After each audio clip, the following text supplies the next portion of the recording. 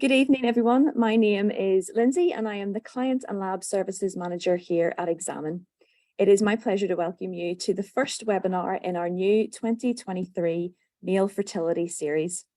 For our regular attendees, welcome back. And for anyone who is new to our webinar series, the webinars take place on a monthly basis and we are joined by an expert in their field of fertility treatment or therapies. The event is free and open to everyone, and we have a wide range of participants attending. The views presented in these webinars are the views of our speakers and not necessarily of our company. You're all very welcome in joining with us this evening, so please let me introduce you to our speakers. This month, we are delighted to have joining with us Mr. Michael Close. Michael started his career with a degree in biomedical science from the University of Wolverhampton, and over the last 20 years, he has focused on extending his career and experience within senior management roles in the pharmaceutical industry before founding his own company, LogixX Pharma, in 2010. Since 2010, Michael has led the company's activities in partnering with companies without a presence in the UK market. He partnered with several Italian, German, and US-based startup companies in providing commercial and regulatory foundations in which to grow. LogixX Pharma primarily focuses their attention in the areas of metabolic and pediatric patients. However, today, LogixX Pharma is more than half of its revenue is generated from the growth in male fertility diagnostics and treatments over the last 8 to 9 years. In 2022, Michael co-founded a new company called TestHim Limited with 2 co-directors, Ian Stones and Toby Trice, and is here today to talk about some of the great work in raising awareness for male fertility. Our chair, Professor Sheena Lewis, is the founder and CEO of Examen. She is widely published and has been an office bearer of UK and European learner societies for the past 20 years. Before I hand over to Professor Lewis, I'll just run through some short housekeeping. We will start with a welcome and introduction from Professor Lewis. Then at approximately 6:15 to 6:45, we will have our guest speaker presentation, followed by a Q&A session with our speaker and Professor Lewis from 6:45 to 7 p.m. Please do pose questions throughout the talks using the Q&A panel, not the chat function. And you also have the opportunity to rate those questions and Professor Lewis will chair them during the Q&A session. If you experience any technical issues, please use the chat function and we will try our best to help you. Attendees will be muted throughout and videos enabled for our speakers only. All the events in the series are recorded and made available on the events page of Examen Lab Limited following each session, so you can watch any events you may have missed. Please allow up to 48 hours for the recordings to be available. 1 CPD point will be awarded for attendees for the 1-hour event, and a certificate will be circulated a few days after the event is over. At the end of the session, you will be invited to rate this event. Please do so, and we welcome your feedback on tonight's webinar, as well as suggestions for future sessions. So without further ado, I will now hand over to our chair, Professor Sheena Lewis, to start the session. Sheena. Good evening, everyone. It's a pleasure to be back and Happy New Year. We've already started the year with an absolutely fantastic Fertility 2023 conference here in Belfast. And now we are really excited and raring to go for the new year and all the things that we hope to achieve, both in terms of education and research, and also in improving our diagnostic and therapeutic tests. So can I have the next slide, please?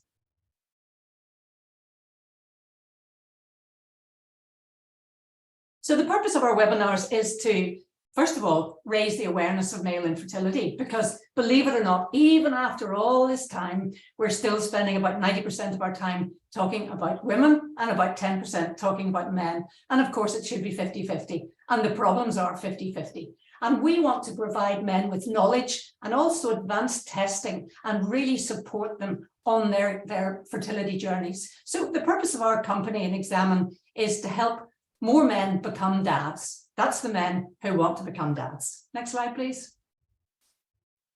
So One of the things that we have been doing over the 10 years of our existence is to demonstrate that couple care can improve live birth rates. It's not just a question of going straight to treatment, but there are all sorts of interventions, much more simple interventions that can be done, which improve the quality of a man's sperm, and that in turn can lead to an improved success rate with fertility treatment. And we want to show that you can optimize sperm health.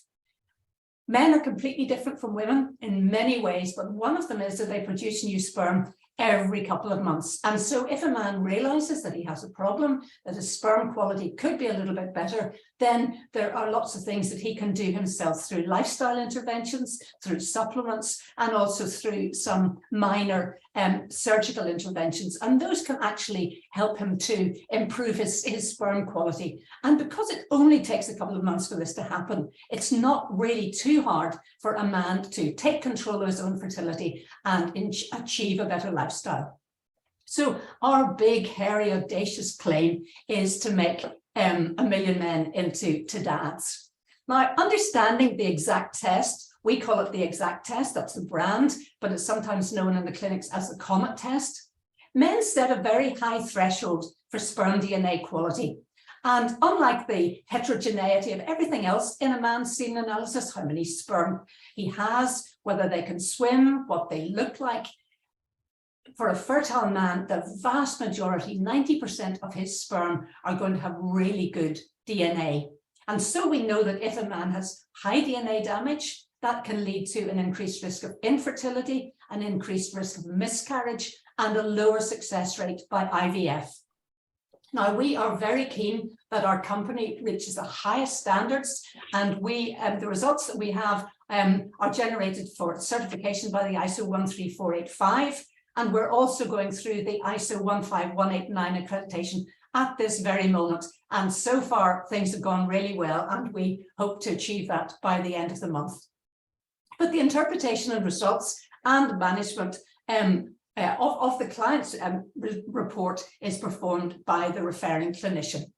Now, on the exact report, we give a primary result, which tells you how much damage there is across the sample. And then we give supplementary information, which tells you how many really good sperm you have and how many not so good sperm you have. And all three of these results give you a detailed amount of information about the quality of your sperm. Next one, please. Now, of course, it's very important for us to have an evidence base for our test. I mean, I'm a professor, I've been working in the area for 25 years, and it's extremely important to me that we have looked at all the different areas in which our test is important. So we've looked at prescription drugs and how they affect fertility. We've looked at Viagra, for example. We've looked at cannabinoids. These are like cannabis you can take recreationally, but also the cannabinoids which the body produces by itself. Pentoxifylline was a very exciting motility enhancer for men who got slow motility in their sperm, but then we realized that it had an effect on the DNA of embryos, so that went off the market. We've looked at diabetes, we've looked at vasectomy reversals, we've most recently looked at men and miscarriage through one of the biggest studies which has ever been done on male fertility in the UK. And at the moment, we're looking at DNA damage and unexplained infertility. And throughout the 25 years, this has been non-commercial research, and it has been supported by academic research and by funding through research councils. Next slide, please. So I want to tell you a little bit about how our test differs from other tests. Now, here on the right-hand side, you can see a comet. And this is what we find so exciting, but this is what we look at down the microscope every day of the week. And here you have a comet. You can see the head, and that is the intact, good quality DNA. And then you can see the tail stretching out to the right.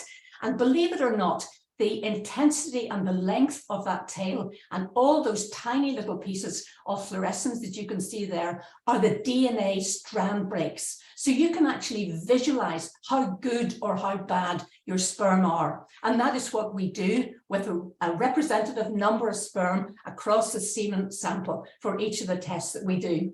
Now, this gives us the highest accuracy in terms of sensitivity, specificity, predictive power. It's the only test that reports the proportions of good and poor quality sperm. And we compare everything in our clinical thresholds to what we would like the sperm to look like, i.e. the sperm from fertile men. It's the only test which provides these 3 clinical thresholds for infertility, for miscarriages, and also for the prediction of live births by IVF. Another very useful thing about our test is it only needs a tiny number of sperm. Now, you may think that 5,000 sperm is quite a lot, but actually a man can produce 500 million sperm in one ejaculate. So we only need a tiny number of sperm, and that means that it's a reliable assay for men who've got low sperm counts, or surgically retrieved sperm, or even if the man wants to have his semen sample used for other tests as well as ours. And at the moment, we have the fastest turnaround time for sperm DNA testing. And of course, that's really important for patients because as soon as they can get the results, the happier they will be. Next slide, please. So we also have a research program ongoing within our company. We're a spin-out company from a university. And as you would expect, we're very interested in both research into men and research into their sperm. So we're looking at varicoceles and the effect of their repair on ART outcomes. And varicoceles, I haven't time to talk about it today, but they're a very, very common reason for infertility in men. We're looking at infection, and we're looking at this new exciting area of microbiomes and how those actually impact on a man's fertility. And then we're looking at the men's sperm themselves and wondering, what is it about unexplained infertility? Are there ways that we can work in the lab with new sperm sorting techniques to isolate better sperm? And we're also looking, of course, at sperm DNA as an indicator of male health in the future. If you've got poor quality sperm DNA now, does that mean you'd be more likely to have other illnesses as you grow older? Next slide, please. Now, I'm absolutely delighted to tell you that we have now international acceptance of sperm DNA testing, both in Europe, in America, and in reproductive medicine learned societies, and also in neurological societies. And even within the European Society for Human Reproduction, we've written a set of guidelines, international guidelines. We wrote them in 2017. We've updated them in 2022, and they show a very strong link between sperm DNA quality and miscarriage. So these are all exciting things, in our opinion, that show that there really is more of an acceptance now. We haven't come the whole way. We've still got a way to go, but it's so much better than it was a few years ago. Next slide, please. And then a couple of years ago, when the WHO manual came out, it showed for the first time that an extended examination of sperm, looking at sperm DNA fragmentation, was the way to go. And that's really exciting, because for years it was just thought that a semen analysis was enough. But now even the World Health Organization realizes that a semen analysis is a good screening tool, but there are lots of things about chromosomal anomalies and gene mutations which you cannot see in a semen analysis, and so you need to have advanced testing like sperm DNA testing. Next slide. So it has now come to the stage where I am going to introduce Mr. Michael Close to you. I've known Michael for a very long time. I think we set up our companies around the same time. As you've already heard, he's had a long, successful career in big pharma. He's now set up 2 companies of his own. He has always been an advocate for men and for their health.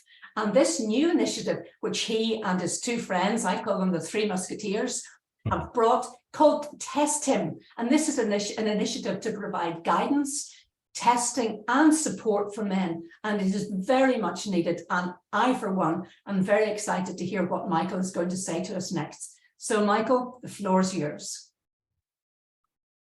Well, thank you very much, Sheena, and big thank you for inviting me to the webcast series. Very privileged to be here tonight. And yeah, it's been my great privilege really to introduce a little bit about what we are trying to do. We're trying to change the planet, I think, in raising awareness for male fertility and actually improving results for those guys and couples that are trying to conceive. So I'll try and share my screen and get my PowerPoint presentation just to give you an idea and flavor of what we're trying to achieve at Testim.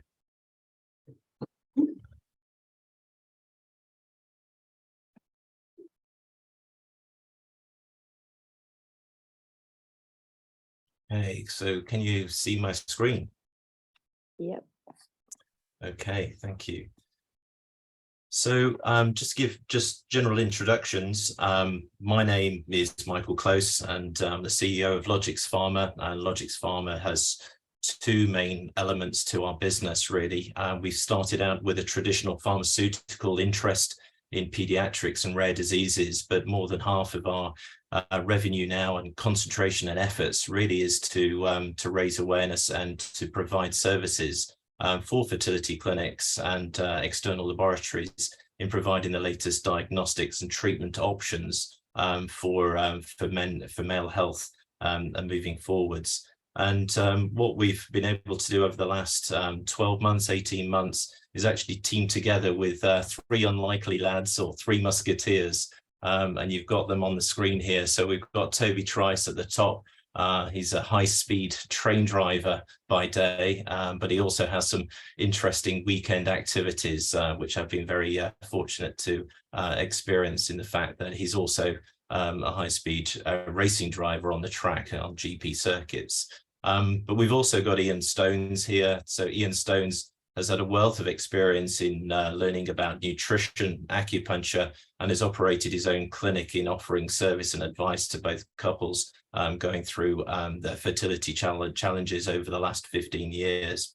And he's certainly seen the heartache and distress that couples face when he's been seeing them, and he knows exactly what the sort of situation is when you get bad results and knowing what can you do next. And then what we've got is myself, who I've been through my own fertility challenges and journey over many years. And, you know, I'm not ashamed to say, and it's really the reason why we're being here, is that, you know, as a child, I was born with undescended testes. And in the 70s, it wasn't really that worried about because often they descend quite naturally. But I had one removed in my 30s. But at no time was I counseled about the impact that it may have about my fertility.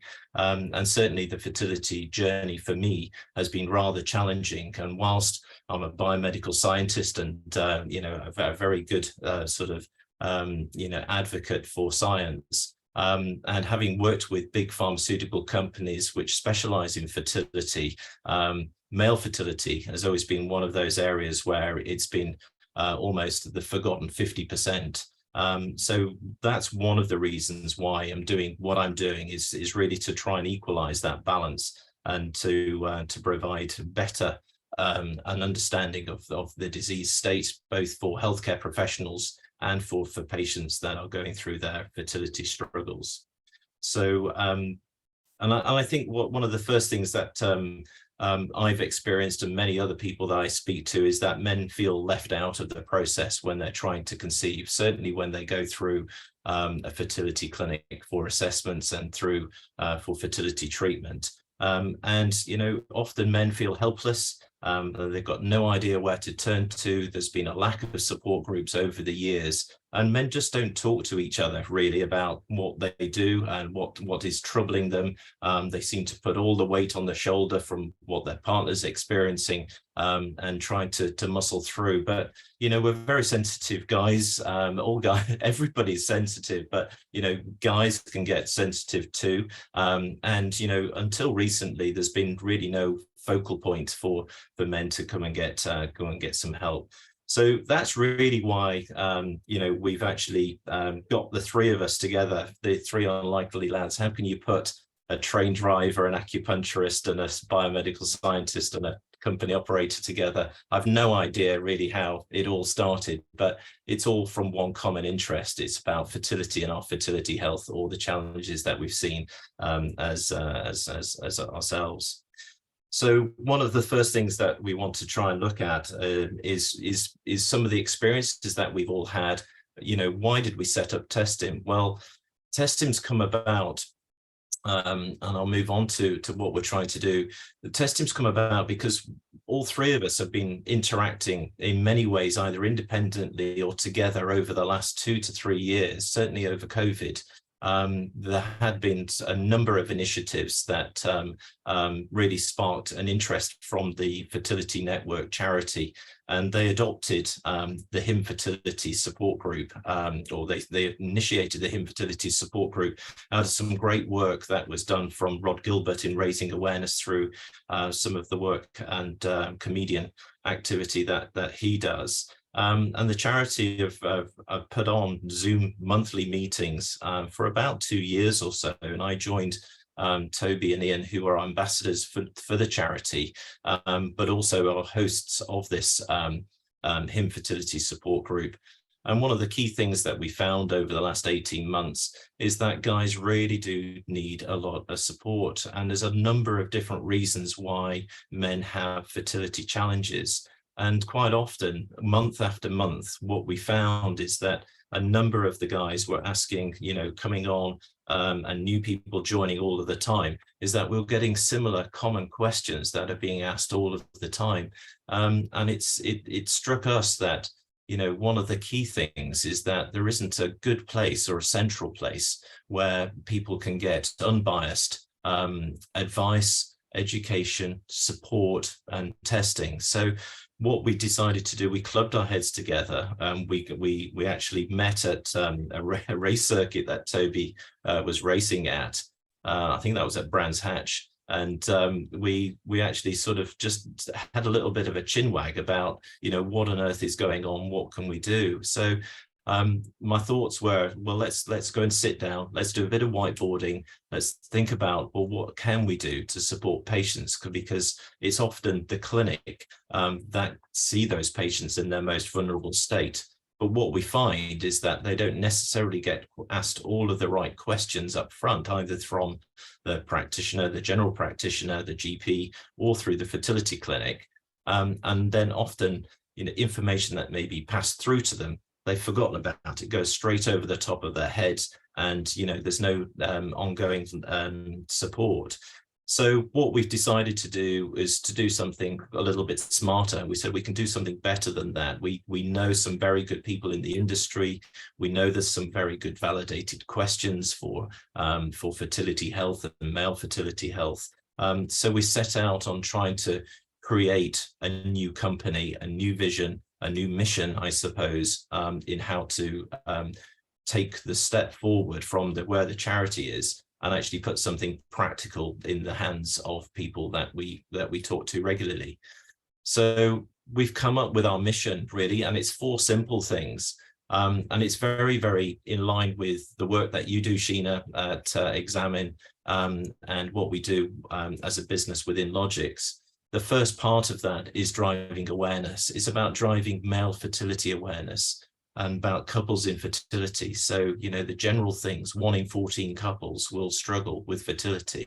1 in 7 couples will struggle with fertility. 1 in 6, 1 in 7 will be men that are struggling with their fertility challenges. And that incidence is very similar to the incidence of diabetes. It's very, very common when we think about it in that way. However, it's very uncommon to get checked and to get the awareness there. So we want to really drive awareness. We want to remove the stigma, and we want to improve the sort of access to good information and support. One of the next things that we obviously are really keen on is about education. Once we've got people aware about who we are, what we're trying to achieve, we're trying to educate them, and the two go hand in hand, really. So men, we know, are not getting comprehensive, reliable information about their fertility. Most will end up in front of a GP. They may get a basic semen analysis. But what does that tell them? It really just tells them, have they got some? Is it moving? Is it moving in the right direction? And what does it look like? Is that optimal for trying to conceive? Well, the guidance from NICE and from the NHS is that, if you're struggling to conceive, keep trying for at least a year and a half. Well, something may be going wrong and may need further investigations. So, and most people don't know that there is what else is there that they can do to check their health beyond that national health system sort of screening. What they often don't understand either, and not necessarily counseled, is around what they can do about their own diet, about their own lifestyle, what type of job they're doing, and what risks have they got, and you know, what can they do about those. Often they're free, so things like mobile phones in your pocket. It's got 3 antennas, as I always say. It's got Bluetooth, it's got GPS, and it's got the normal telephone interaction and Wi-Fi. So, and all of those emit different radio waves and various other things, but it's the most simple thing. Take it out of your pocket, guys, and reduce that sort of radio waves and the heat that that they can create. But there's lots of other lifestyle advice that's out there, which is absolutely free, which should be free, that can make a big difference in trying to conceive. But the other part about the education is about what other testing is available. So quite often, you know, patients are stuck with a general semen analysis and have no idea about all of the advanced tests because they're not necessarily funded by the NHS, but they may well be funded by your health insurance. So if you've got employers' assistance programs and health insurance covers diagnostic tests, then check and see if those diagnostic checks for advanced tests can be funded. So there's no out-of-pocket expense. So quite often we forget about things like that. So all about education is a massive topic, but we try and do that through the charity, through the Fertility support group, but we're also trying to make sure that it's visible and educating patients through our website and the resources that we've got. The next section for us, as I mentioned, is the testing. And the testing really is really important for me because men don't get tested properly. They don't often shout when they've got an issue. They may have, you know, just a dull ache in their testicles, but do they go and get it checked? Do they go and get, do they know of some medical history that they may have had? Do they know they've had mumps in the past, for example? Have those questions been asked by their health practitioner, by their GP? And certainly if they've not been asked by them and they're in a referral pathway, are these questions being asked by the fertility clinic? And quite often I know for a fact that they're not. But in some of the really good clinics, they are. They're actually doing a heck of a lot more in equaling the balance and understanding male health as well as the female health in trying to conceive. So testing, what we've done, we've invested a huge amount, and what we've tried to do is create a Testim portal, which is on our website, which can give men access to advanced testing that isn't routinely available. We know the importance about oxidative stress and DNA fragmentation when it comes to male fertility, but these tests are not offered as standard. And linking the awareness and education element, we want to let men know that these tests are available. They have been available for many years, but they're not necessarily funded. So what we want to try and do is make sure that they know how to get access to them. We need to know what else is that they can do to properly understand their fertility, and that actually it is not always the answer. Well, you've got unexplained male infertility. It's only unexplained because we haven't probably done enough tests. Idiopathic male infertility frustrates me because we know that 40% of the cases is largely down to varicocele. Often other idiopathic male infertility could be underlying infections. They're not necessarily STIs or something really nasty, but they could be some bugs that are in the urinary tract, which are sufficient enough to really just trouble the manufacture and production and maturation of sperm in the testes. So we need to let people know about these different tests that are available. Have you been checked for an infection? Have you been checked for varicocele? Have you had testicular trauma? Have you got a lifestyle that actually isn't suboptimal? And what about your diet? Are you taking a good Mediterranean style type diet? So the testing on the portal actually covers a lot of questions that can link back to risks. And we'll go through that in a little bit further, a bit later.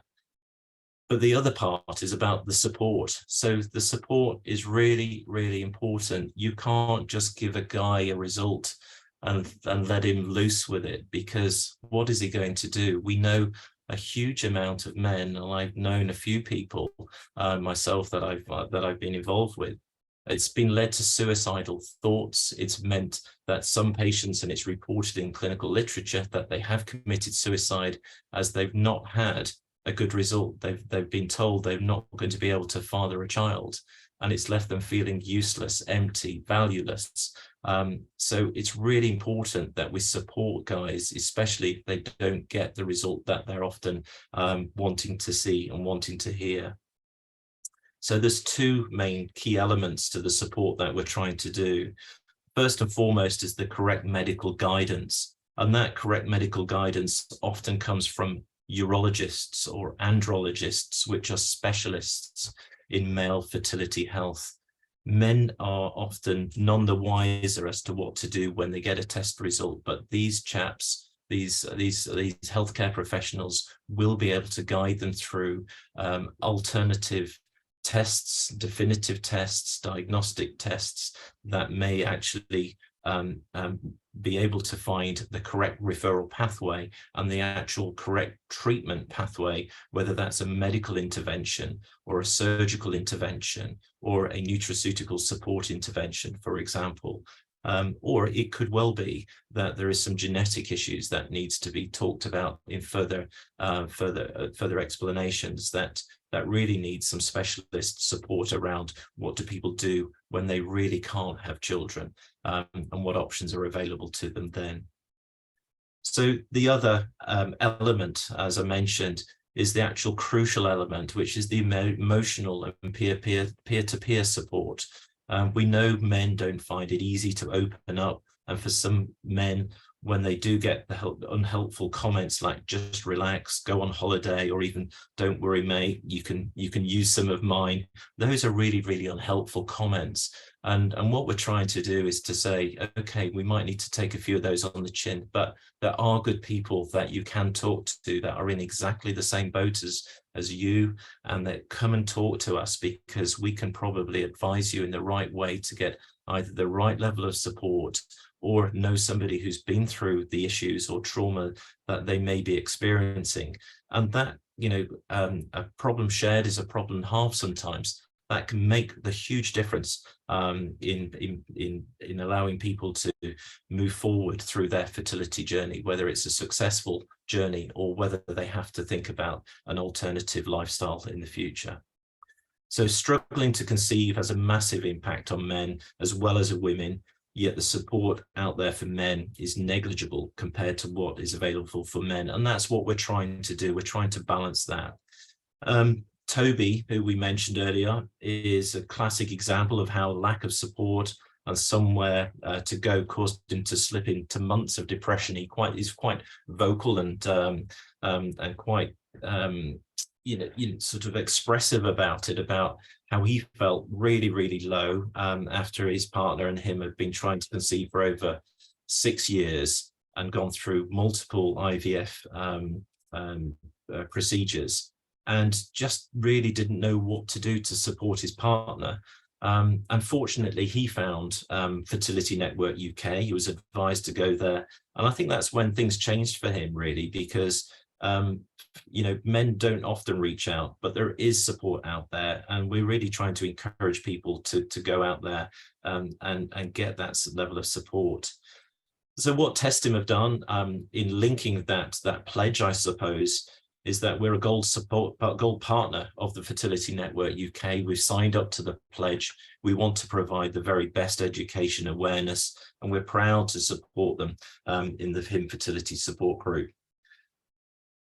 So this is just, you may have seen these symbols and signs, but please do go and look them up. There is a regular support group on Facebook. Sign up, and if you need further support from the Fertility Network UK, there's a whole range of advice there and good support people that can guide you along the way there. So that's the mission. So I suppose the next bit is how do we do things? So it's here really. It's really simple what we're trying to achieve. We're trying to find a place where guys can go to. They can log in. They will need to log in with some of the credentials. So the reports that they get are bespoke to them. It's something that there is a lot of very important questions that often get missed by healthcare professionals or from fertility clinics when it comes to assessing a man's fertility. So what we've tried to do is devise a very simple online questionnaire. We tried to devise it simple, but it cost us a fortune. But what we've tried to do is make sure that men can complete it in their own comfort of their own home, on their mobile, on a tablet, on the PC. It's all very well adapted for that. And it's been developed in association with one of the top people I know that works with LogixX, which is Professor Ralph Henkel, who's had a huge career of working in andrology and embryology.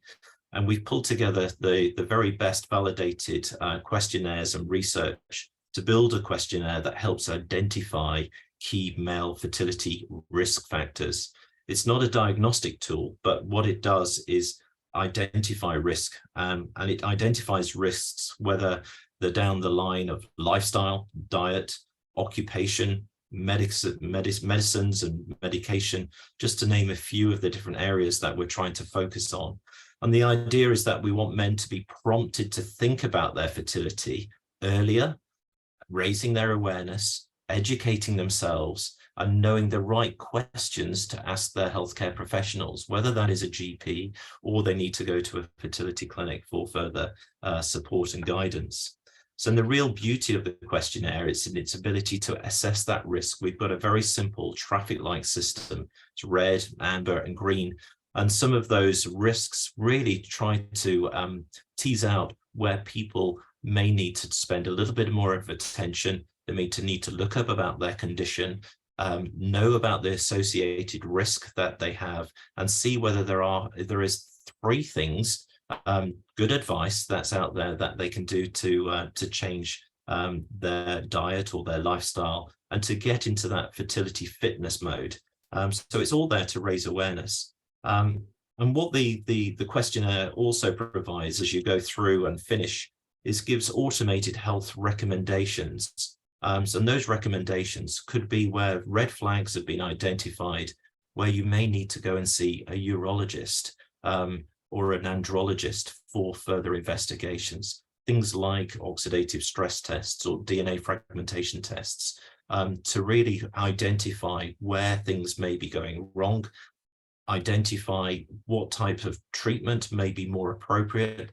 Things like interventional radiology for varicocele repair. This is what's called an embolization.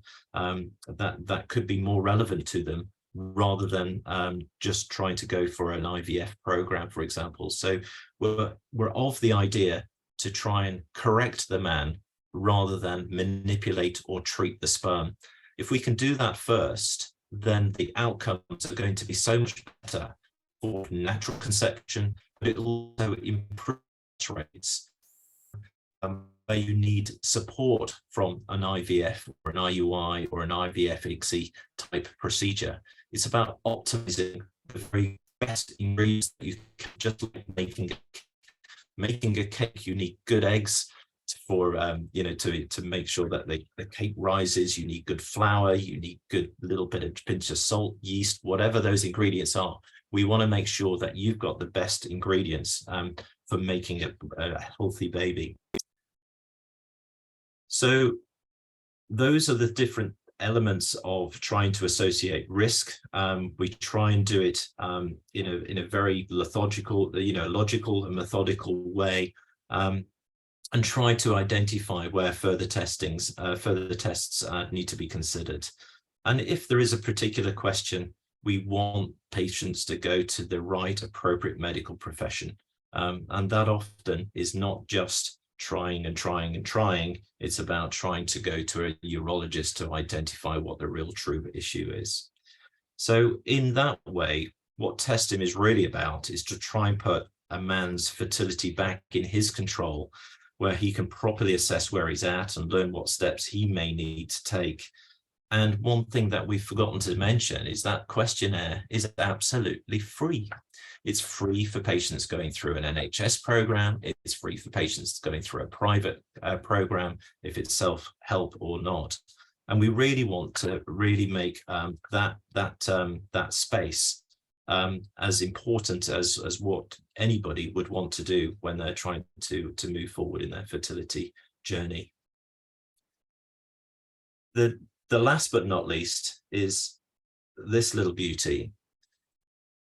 We really are trying to make our mission about driving awareness really, really true. And we mentioned earlier that Toby is a high-speed train driver by day, but he drives these things for fun at weekends. So this is a Porsche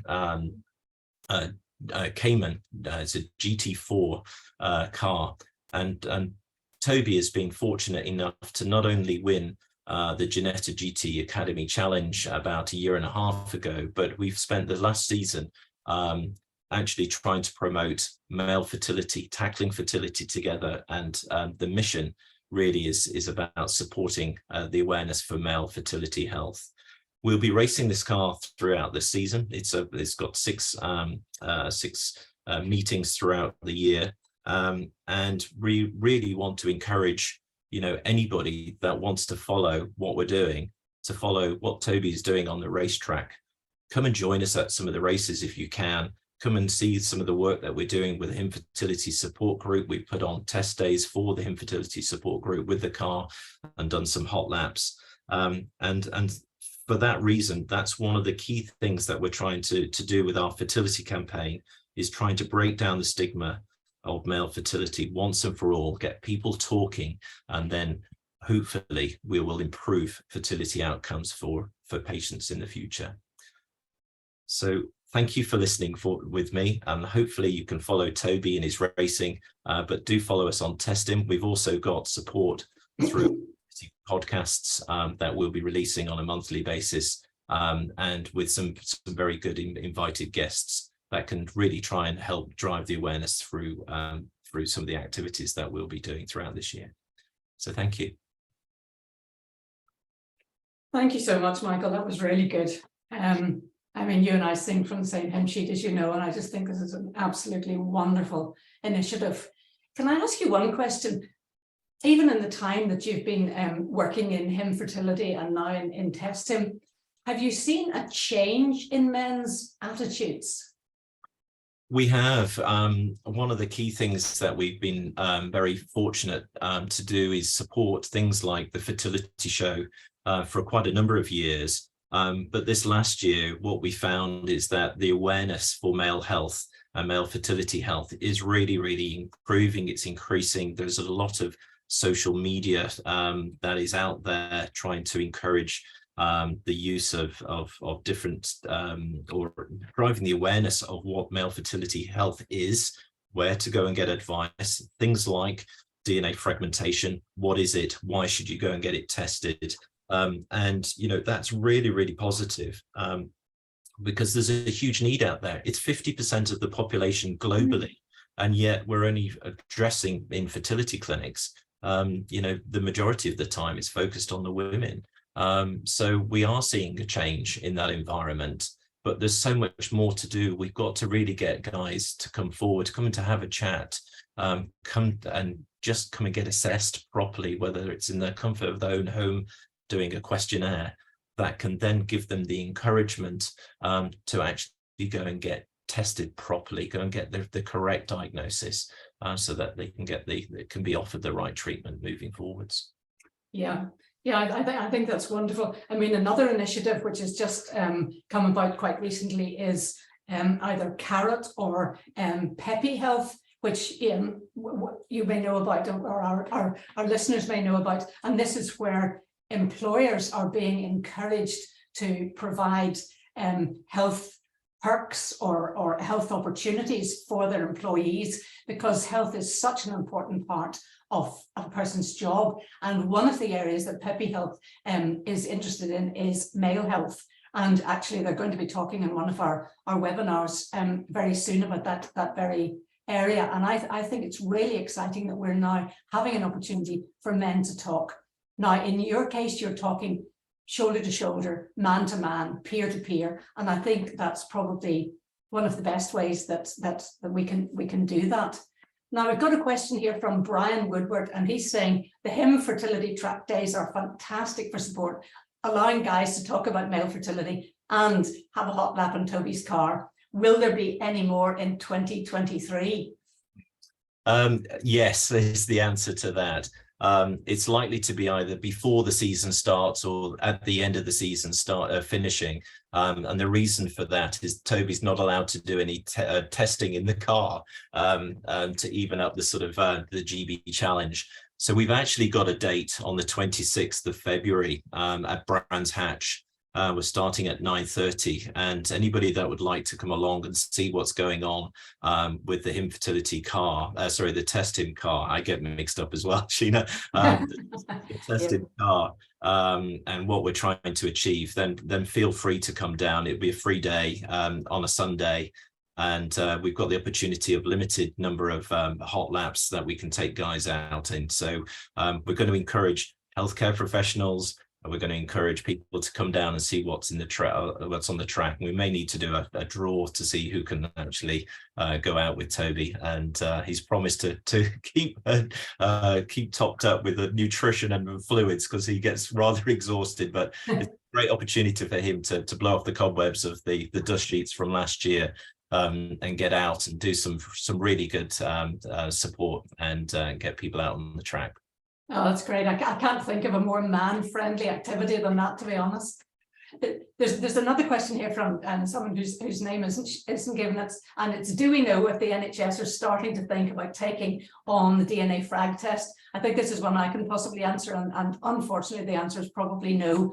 As you know, at the moment the NHS is absolutely strapped for cash, and that's why the nurses have been out on strike for the last couple of days, and the junior doctors are going to be going out on strike soon. And I don't think the NHS is in a position to increase its funding into areas that, like fertility, which a lot of people would say is not, it's not life-threatening like cancer. So sadly, I think the answer to that is no.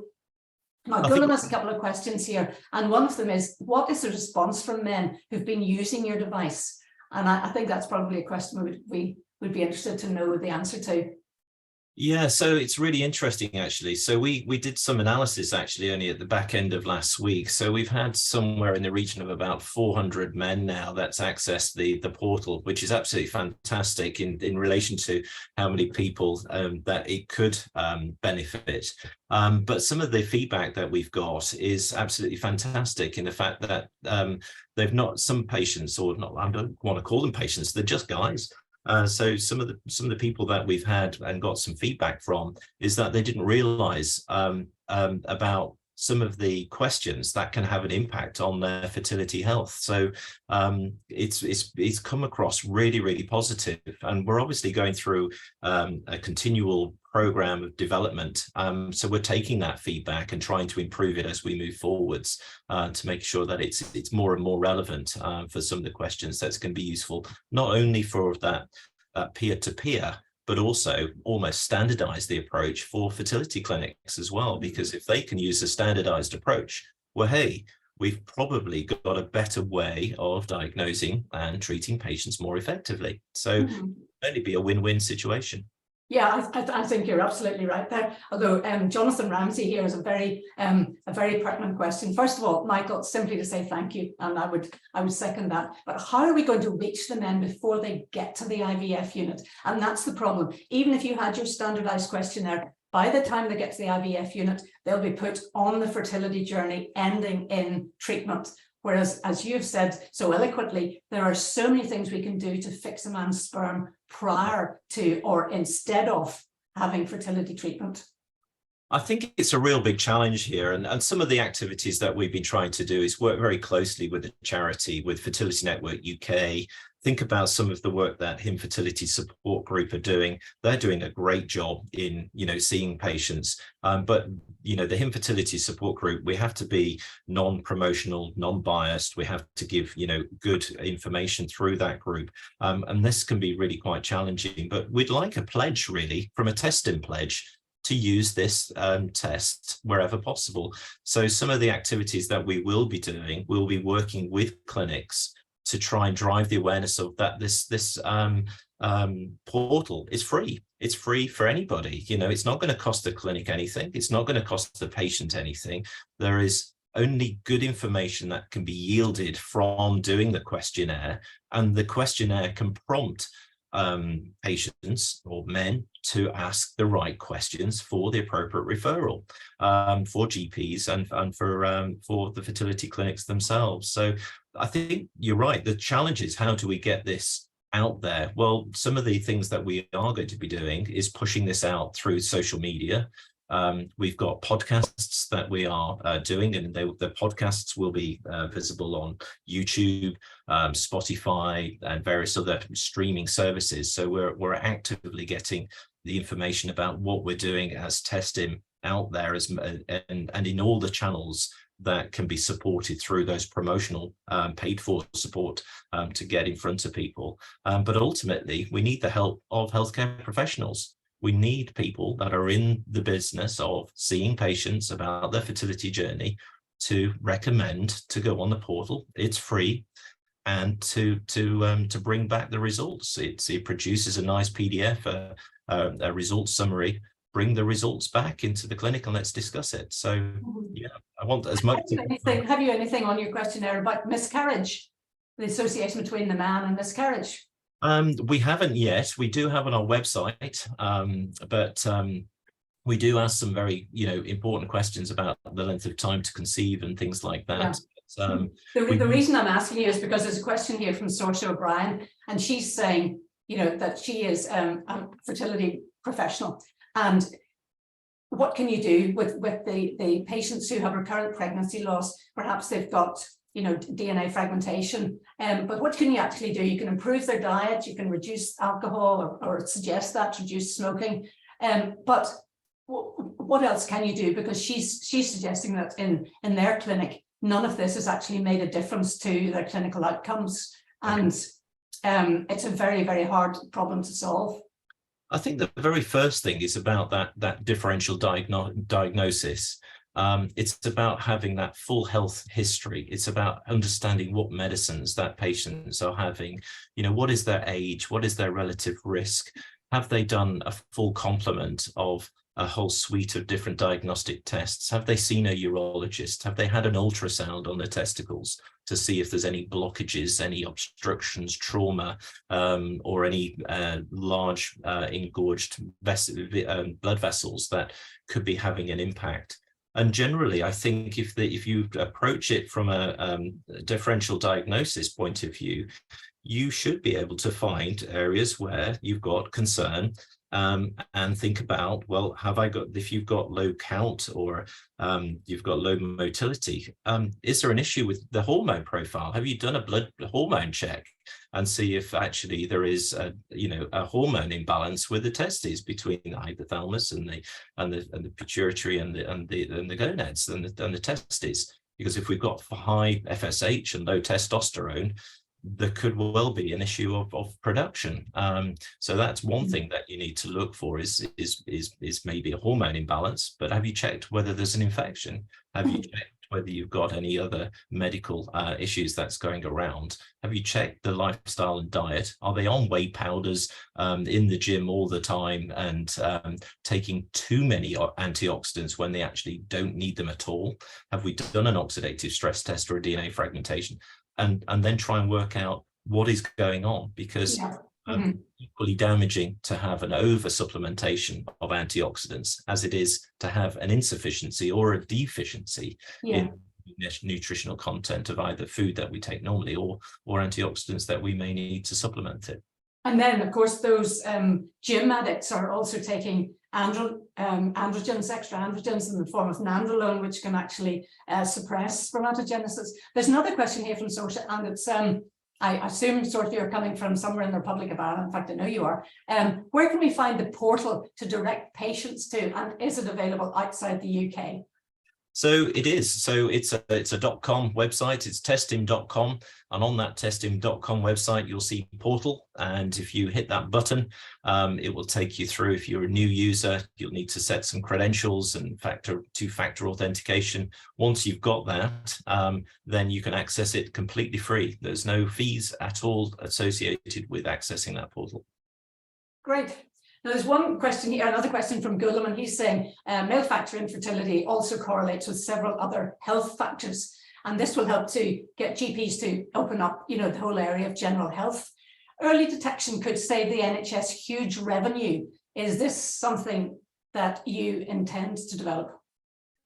We're trying to look at the whole man rather than just his fertility in this sense. So yes is the answer. They often coin the phrase, it's the canary in the mind type of field, really.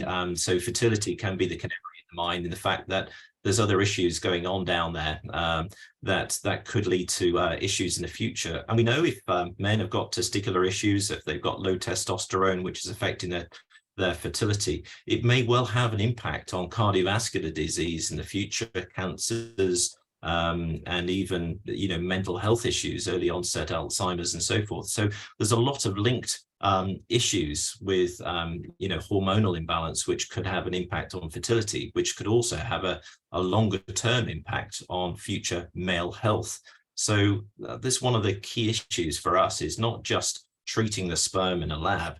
Let's identify the issue in a man, because treating a man actually could have lifelong impact, and being able to be, you know, a fantastic father in the future, a healthy father in the future, rather than struggling with, you know, cardiovascular disease, diabetes, or other conditions that may be associated with a hormonal imbalance that's gone unchecked. Yep, absolutely. I say here to that. Well, I think those are pretty much the questions that have been asked. I see that there's one there about cancer and DNA, and maybe I could talk to you about that one, Gulam, offline, because I do have something to say, as usual.